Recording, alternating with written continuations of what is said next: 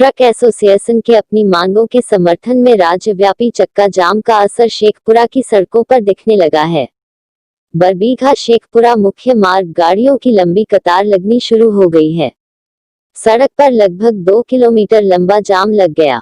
हालांकि पुलिस ने मौके पर पहुंचकर जाम हटाने की प्रक्रिया शुरू कर दी है, पर दोनों तरफ से इंजन बंद ट्रक खड़े होने के कारण उन्हें काफी मशक्कत करनी पड़ रही है। आप लोग भी जाम में फंसे हुए हैं?